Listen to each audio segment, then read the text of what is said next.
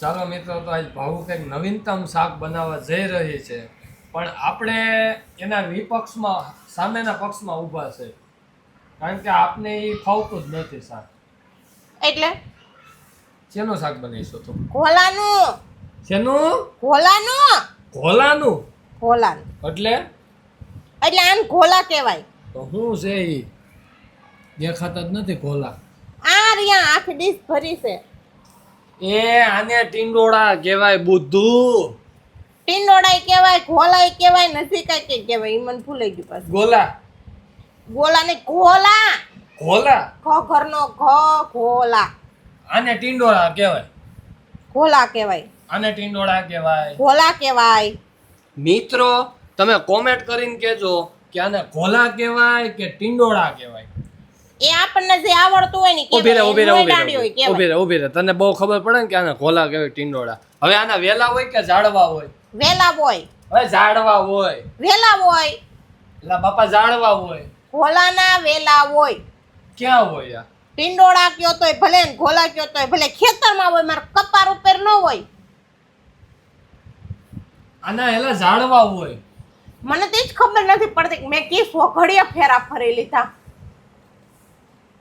વાંધો નહીં.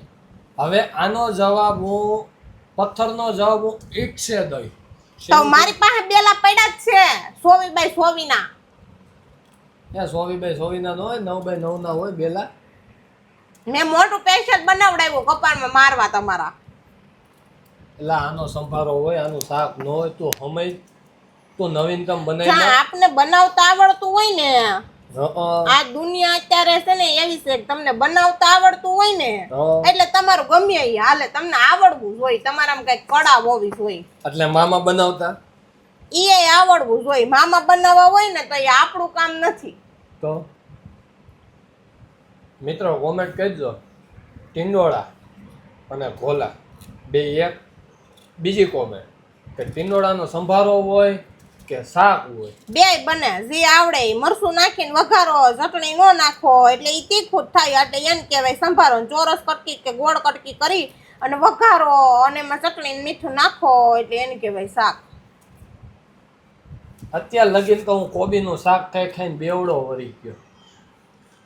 હું આજ કહું કે કોબીનો સંભારો છે, કોબી જો, મરસાનો. અત્યાર લગીન કોબીનો સંભારો શાક કરતી, અને આજ એને મેં શાક કરવાનું કીધું ને તો કે મને ન ભાવે એટલે સંભારો બનાવ્યો અને ટીંડોળાનું શાક બનાવે છે. જેનો સંભારો જો હોય ખાવા મળે ને થાળીમાં આવે ને એ ખાઈ લેવાય, કેમ કે બધું બને હે એક જ હરખું. તેલ મૂકીને વઘારવાનું જ હોય બધું, એમાં કાંઈ ફેર ન હોય. કીધું મેં હું કે આનો સંભારો બનાવું ટીંડોળાનો તો એમાં મરચું નાખવું એટલે એ તીખું લાગે, અને એનું શાક બનાવવું ને તો એમાં બધી વસ્તુ સેમ જ ઉમેરાય, ખાલી એમાં એક છે ને ચટણી નો ઉમેરાય એટલે ઈ પીળો થાય ને ત્યારે મરચું ઉમેરાય, અને શાક બનાવવું હોય ને ત્યારે ચટણી પાવડર ઉમેરાય. એ તે મરચાનો જ હોય પણ લાલ કલર પકડે એટલે એને શાક કહેવાય. બસ ફેર એટલો જ છે.